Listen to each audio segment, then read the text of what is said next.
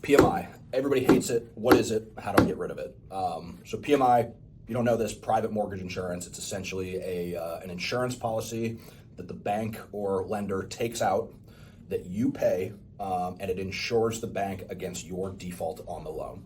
So if somebody has to take a house back from you, right? If you stop making payments, there's a process that they have to go through to actually take back the collateral or the house that they lent the money against, right? That costs a lot of money. Anytime you have less than 20% down payment, you're required to have PMI, which is this private mortgage insurance. And essentially, if you stop making payments, it's an insurance policy that's going to pay the bank the money that they need to actually go to court and take that house back from you. A lot of people get very bent out of shape about PMI because there's this idea that it's like extremely expensive. If you have good credit, you're taking out a conventional mortgage. A lot of times it is very, very, very inexpensive because you are considered a low credit risk. So the insurance company that's writing this policy, thinks that there's a very low likelihood that they're going to actually have to pay out the lender that money to take your house back. So like I'm thinking of an example. I just quoted somebody actually yesterday who had a 780 credit score. They were buying a house, putting 5% down, and their PMI was 0.17% a year, which is essentially the difference between like a 6% and a 6.17% interest rate. That's what it equates to on the monthly payment.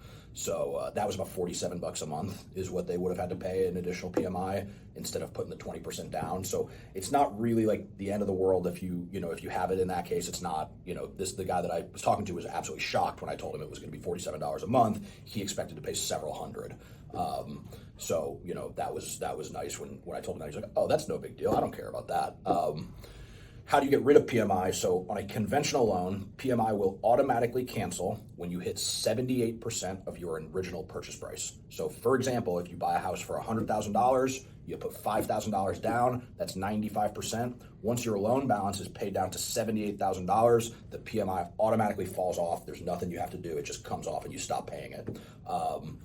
If you do not hit the 78%, like let's say in that same example, that a couple years go by, the market goes crazy, and that same house is now worth $200,000, but you still owe $90,000 on the house. There's a couple of different things you can do. You can refinance the house, take out a new mortgage based on a new appraisal, and there will be no PMI required on that mortgage. That only would make sense if, let's just say, again, to throw some random numbers out there, let's say that when you borrowed the money initially, the rate was 4%. If today the rate is 6%, it wouldn't make sense for you to refinance that loan and take a 6%, get rid of your 4% just to eliminate, what effectively would be, a couple dollars a month in PMI.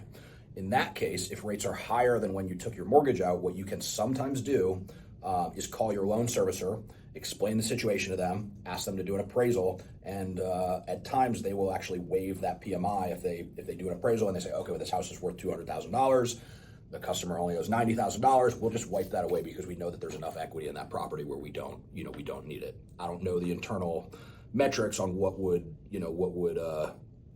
prompt a lender to allow that versus not allow it, but I have seen it happen where people are able to eliminate the PMI without getting to that lower loan amount and without refinancing. So that's about the long and short of it. If you get down to that 78% figure, there's nothing you have to do to get rid of the PMI. It's just going to automatically fall off. If you are not down to the 78%, there is going to be some legwork that you're going to have to do in one case or the other in order to get that gone.